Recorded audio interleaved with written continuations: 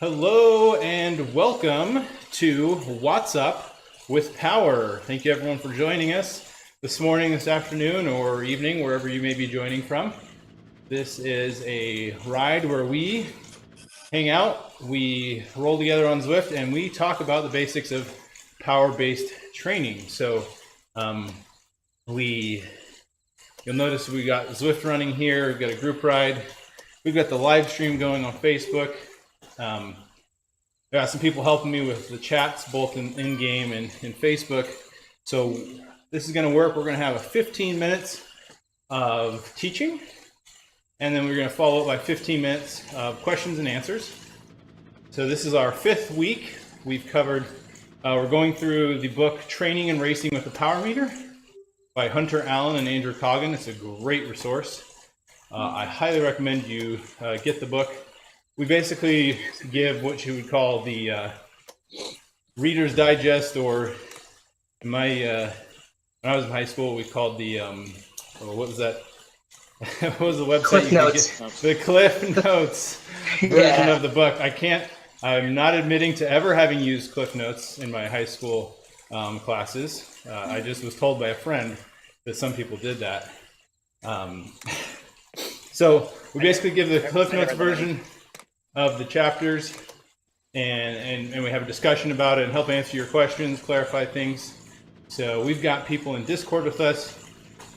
You'll see their names popping up on the screen as they ask questions or answer other people's questions. So if you want to jump in the Discord with us, Jason, can I get you to drop the Discord link for us in Facebook? You want to hop in? So you can ask your questions with voice and during the question and answer session. So Discord's basically think of it like a big Skype call, big chat room we can all get in and talk. We use it a lot for our group rides on Zwift. It's an amazing resource. It really brings the level of interactivity on Zwift to a whole new level. So we really like it. So here we are, we're about 50 seconds from the start, and we got a good group going.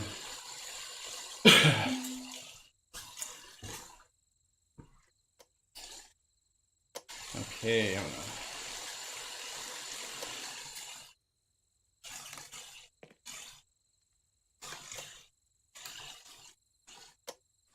in a second, I'll just type in some notes to the in-game chat here.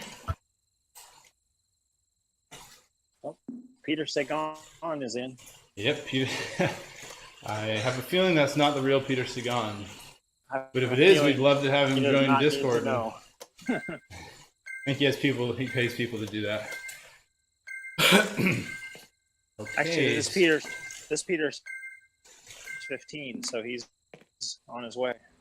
Okay, so this week's lesson, we are going to be talking about how we can use power for optimal workouts. And so basically, how do you target your workouts? Now that you know a little bit more about your FTP, power-based training, how are we basically, excuse me, how are we going to make optimal workouts? So this is based on chapter 5 of Training Racing with Power Meter by Hunter Allen and Andrew Coggin. Here's the overview of, and so for those of you maybe just listening in Discord on the Facebook live feed, we have some slides. So if you want to reference some of the things I talk about, there'll be some charts. I recommend watching the recording afterwards or joining live right now. So, optimal workout. So we're going to talk about maybe some of the key training opportunities that exist for using your power meter, where it really makes sense to use power meters. Talk about something you'll notice as you begin training with power about the stochastic nature of cycling. That's a big math word, kind of means random and all over the place. We'll talk about some guidelines for interval-based training and when you should know to stop intervals. We're going to talk through stereotypical workouts that are targeting different zones. And we're just going to stay really basic. Obviously, there's a lot of science and a lot of trial and error that goes into making workouts. There's a lot of different workouts to choose from. But we'll just kind of give you the tools to understand what each individual part and piece of these workouts are doing. It'll help you understand the workouts you do and maybe even get you going if you want to start making your own workouts. So when you're using a power meter, these are basically 5 areas where you'll get a lot of value from that power data. So indoor trainer, obviously we're on Zwift. This is a very controlled environment where we can do very specific interval workouts at specific wattages. So that's 2 of them right there, is doing specific interval workouts on indoor trainer. Outdoors, if you have really long flat roads, those are really handy if you need to do a workout where you're holding constant power. As opposed to, say, hilly up and down or undulating roads. Those are going to be very difficult to keep a constant power output for targeting specific workouts. If you're doing a time trial effort outside, this is time trialing tool number 1, is to have your power meter and to never start out too fast. Know what your wattage target is and have your power meter. That's, every time trialist will tell you, that's right there. Pacing is key to time trials, and the key to pacing is power data. On a hill climb, hill climbs are in that you can pace yourself. You'll know your wattage you can hold on the hill. You can watch your power meter, watch your effort, know basically, okay, I know this hill is going to take me 10 minutes, 2 hours, whatever the length of the climb is. You'll be able to set the right pace and get up it. Or say, maybe this isn't the right pack for me. Maybe I need to fall off this pack because I'm not going to be able to hold it to the top with them. So, let's go to the next one here. So, the stochastic nature of cycling with power meters. So, you're going to notice that power data is going to fluctuate a lot. You'll go outside with the power meter, you'll be like, whoa, my power is even fluctuating way more than what I saw on the indoor trainer. So this can be concerning if you're going to, say, go outside and trying to do a 20-minute interval workout. Well, I'd say in this case, when you're trying to do intervals outside, you don't, it's not that you have to keep the exact wattage perfectly the whole time like erg is going to do, but you really need to make sure and monitor, say, your average power during an interval and not burst too much as possible given the road conditions to hit those specific intervals. Terrain is going to affect your ability to do specific intervals. So if you're going to do interval workouts outside, know your terrain, plan your terrain, look at Strava segments to know how long it takes you to get up certain places, and you can target your workouts or your repeats on those specific pieces of road. Like, it's probably not a good idea to set out on a 20-minute FTP interval on a road that has stoplights every mile. That would not be a good idea. You would either A, run the red light and get killed, or B, you would have to stop very frequently and you wouldn't get the workout you want. So something like a 20-minute interval, you want to pick either a really long climb in between a really long road in between a couple of towns to go out on, maybe go up a hill if you've got a hill that long. So, and like I said a little before, rolling terrain is you're gonna have to surge when you go up the terrain, and it's gonna be hard to hold the power as you go down the hill. And you can say, now in Zwift I can hold power as much as I want on the downhill. Well, depending on your training difficulty settings, yes, that is true. You'll find outside holding wattage on downhill is not an easy thing to do. You'll run out of gears fast. So, all right, let's talk a little bit about what are the guidelines for power intervals, and when do you know that you're no longer getting benefit from the intervals. So you may hear this notion, do intervals to exhaustion, or keep doing these basically until you give up. And so how do we quantify that threshold? One second here. So, Hunter Allen and Andrew Coggin, through all their many years of study and research and applying it to real athletes, come up with this table here. I'll make sure I leave it on the screen long enough so that when you guys watch the replay, you can pull this up.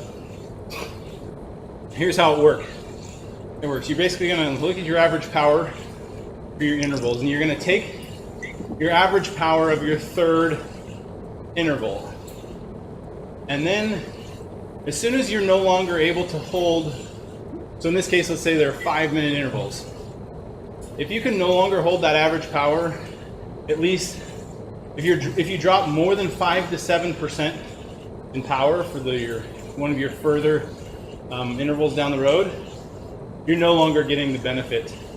So you really, at that point, you might as well stop training because it's not doing any good for you. So you can see here, this is a table that talks about how long each of the different intervals are. So if you're doing 30-second efforts, if you start to see an average drop of 12 to 15%, you're not getting. You might as well stop. It's not helping you. So there you go. Let's maybe give a specific workout here. So here's an athlete doing a 5-minute VO2 max workout. Their first 5-minute interval, they averaged 305. Second, they averaged 314. And the third one, they averaged 320. Okay, so take that average of the third interval. 95% of that is 304 watts. So as long as this athlete continues to average 304 watts for these remaining 5-minute intervals, they're still getting benefits. If they drop below an average of 304, it's time to call it a day. So in this case, this person then turned around to 309, to 315. So what does that mean? It means this athlete maybe they ran out of time, maybe they didn't have any more time for the day, but I believe they could have still done more of these VO2 max repeats and still got return. If they were able to complete them, further ones, they would still get more benefit from them. So there is the trade-off there. At some point, you're no longer going to be getting benefit. If you can't put out enough wattage to hit the specific intervals, you're not going to get that change that interval is trying to affect in your body.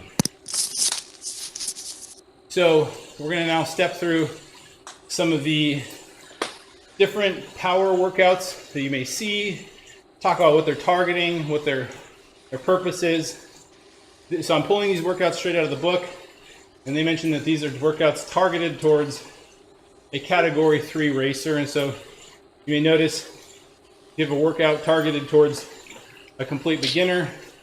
They're probably going to be a little bit less in volume than what we talk about here. You have these workouts targeted towards person training on the world tour. They're going to have a lot more volume. So just take that into account. Maybe pay more attention to the intensity at each intervals and the relative duration between them in this category 3 racer example. So first one, active recovery. Yes, this is a real thing. What is the point of active recovery? Get blood moving through your legs, moving through your body, and flush out all the buildup that's in your muscles from all the hard training you've been doing. So typically an active recovery workout boils down to some warm up, just kind of get the legs spinning. But honestly, the main set is basically at the same level. So up to say 60 minutes of just spinning the legs at that, about half your FTP or less, and then cool down at the end. Now, you're gonna feel like this is embarrassingly slow, and sometimes if you try to do this outside, you're gonna notice you may be really tempted on certain hills to go hammer it or to beat your buddy to the next sprint line. So this is actually really hard to do, and you have to exercise a lot of self-control. Some people say, hey, there's a lot of rolling hills outside, and I actually can't keep my wattage that low just because of all the uphill. So they may prefer to do active recovery on a trainer just because they can turn on the TV, watch a show, and keep their wattage really low, but just get that blood flow in the legs, get a little bit of sweat going, nothing much, just to keep the body, aid getting fresh blood to those muscles. All right, so let's talk about now an endurance ride. So active recovery is zone 1 power. So now zone 2, one step up. Zone 2's basically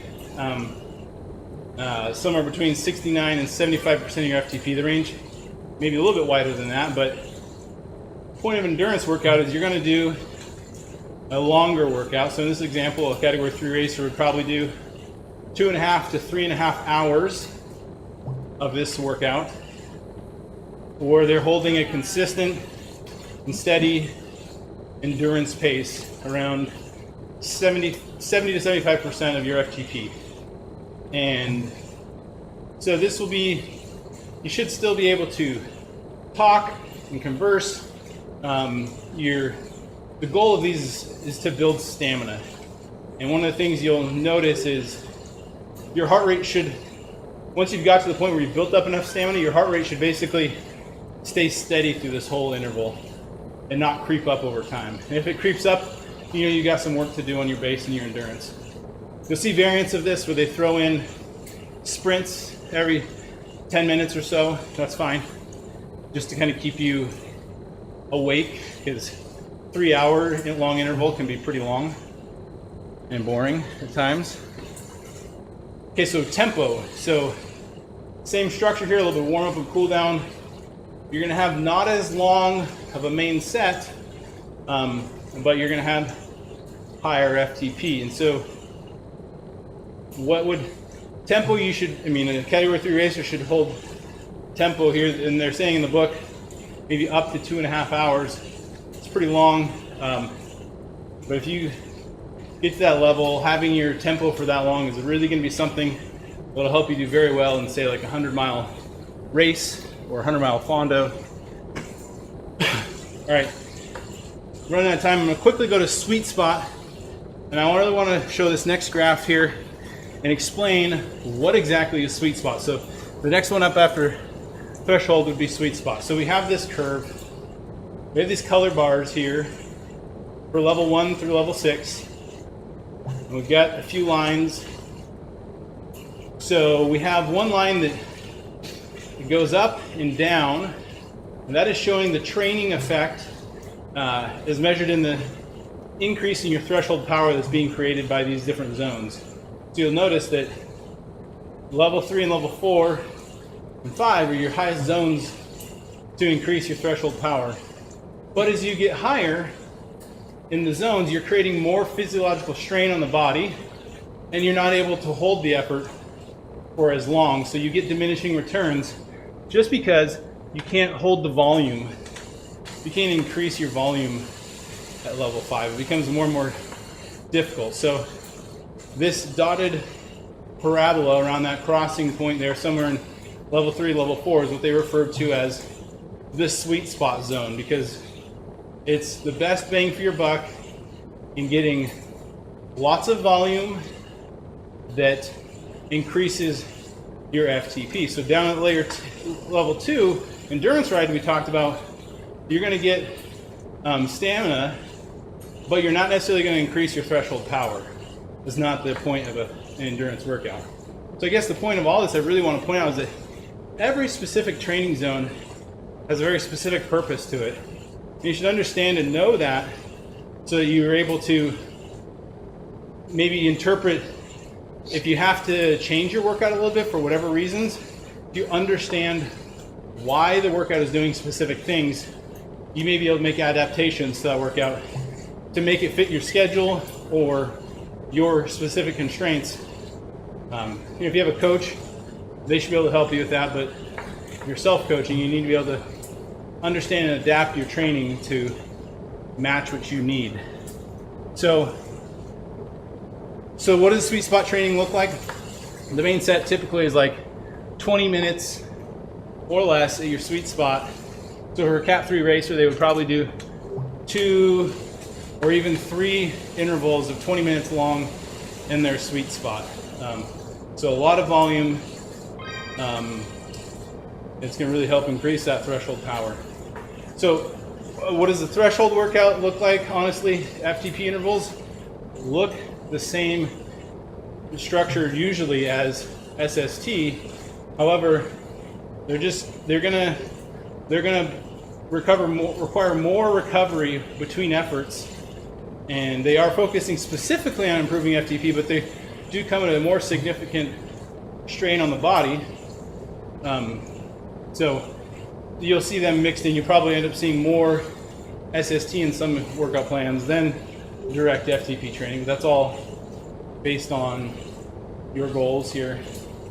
So quickly now, you'll see VO2 max intervals. VO2 max targeted intervals somewhere in between, say, 3 minutes long to 8 minute long intervals. And they're going to be between 110, 120% of your FTP. And basically, you see each interval, it targets the next higher power zone. The intervals will be shorter because that's as long as you can hold for that specific power zone. And they're going to cause different changes on your body based on all these factors.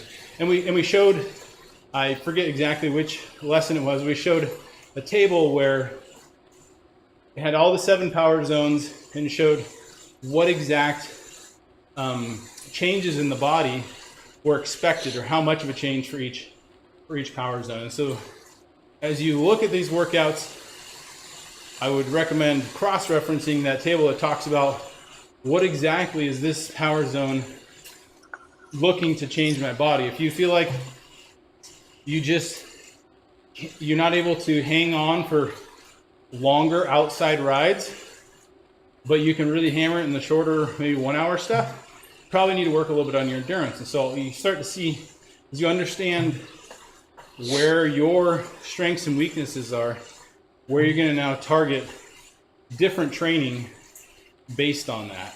So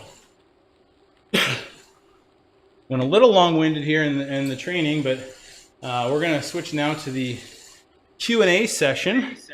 And Jason, are there any questions that you've seen in the chat that I could address? I do. Let me pull it up there.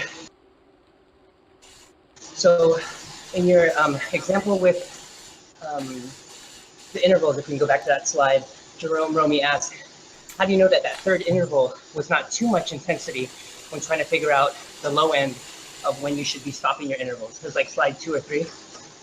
Yep, this one right here.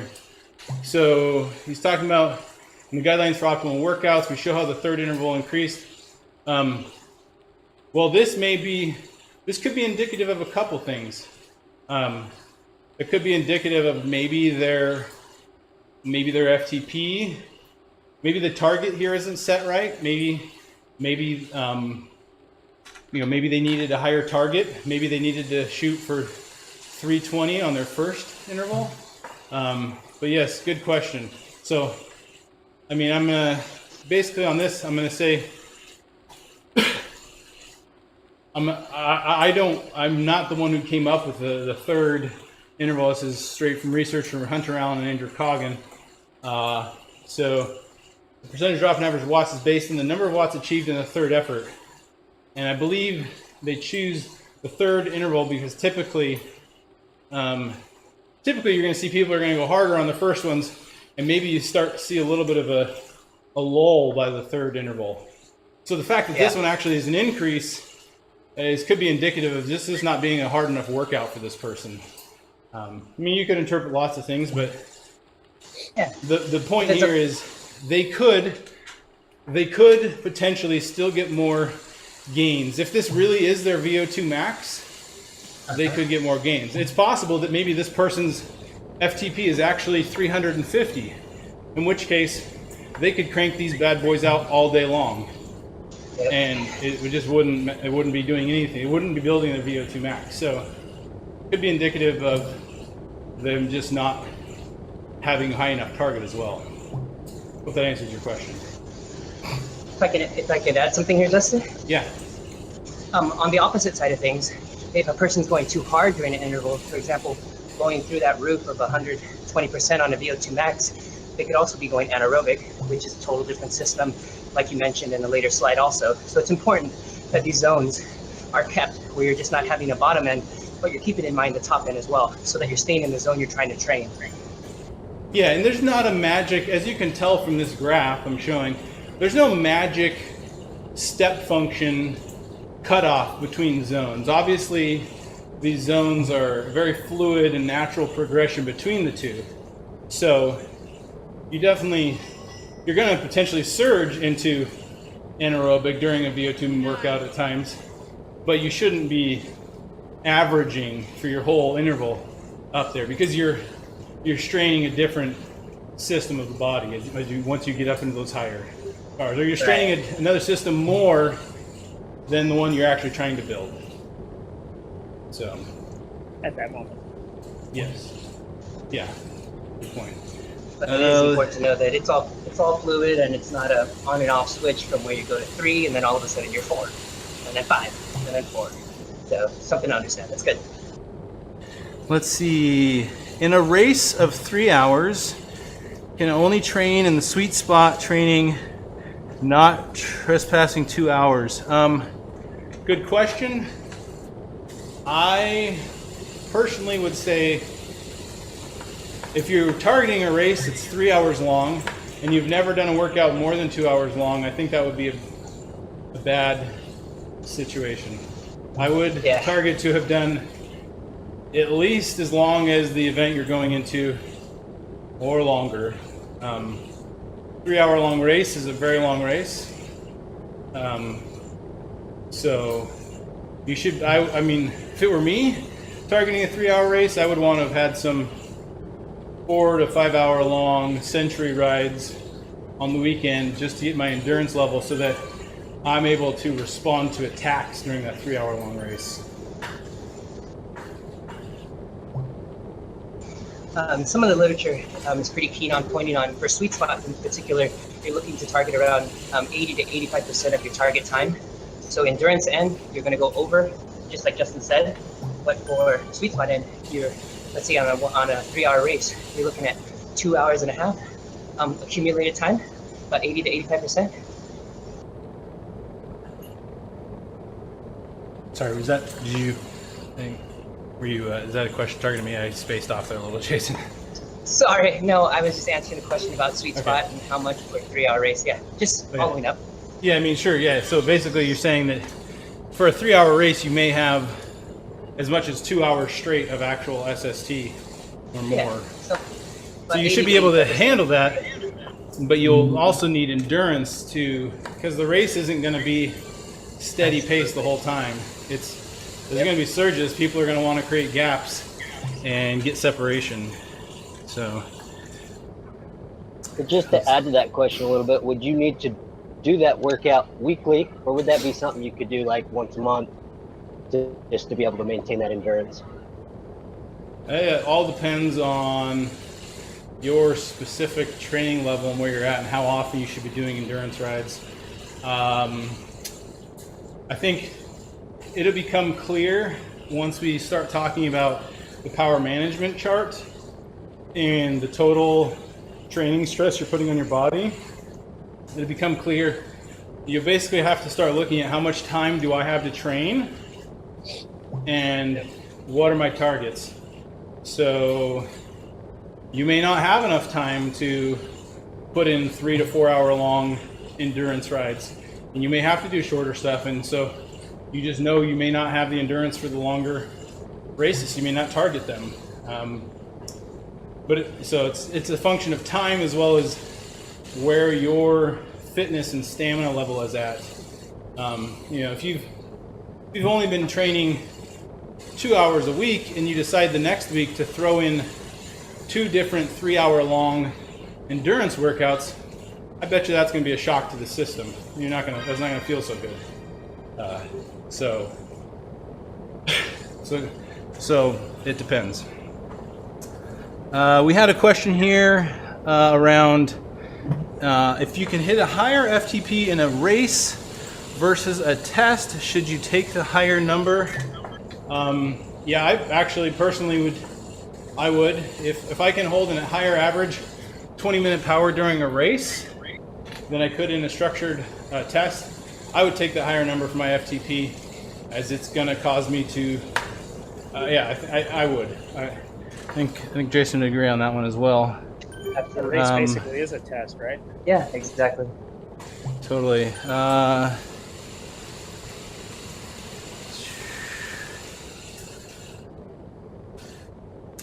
Yeah, good question, Jonathan France, on the endurance ride and your time. I think we probably just answered that one. It basically comes down to how much time you have and what you target. I mean, if you only have an hour to an hour and a half long chunk of time, I don't know that targeting endurance rides for that long is really going to cause much of a change. Do you agree on that, Jason? Sorry, go ahead and repeat it. I was looking up other questions. Let's say if somebody only had 60 to 90 minutes to train on any given day for whatever time constraints. Okay. Are they going to get the same benefit from endurance if they're just holding an endurance for, say, 60 to 90 minutes as opposed to the longer rides? And I guess as I'm asking that, it's going to depend at what level you're at in one point of that. I think they're going to have to rely a little more on high intensity to get them to the level they want to be at.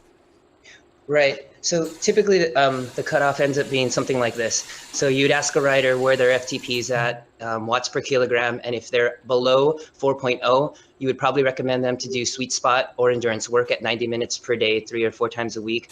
If they're over 4.0, they could actually split it up more. You could do more polarized, meaning like what Bussy says here, the high intensity stuff, and then the endurance end, because you want to build the FTP up to a certain point, because that on that curve, you could build that up much quicker. And then once you get to a certain point, then you can kind of divvy up the zones like we're talking about today. Good point. Great.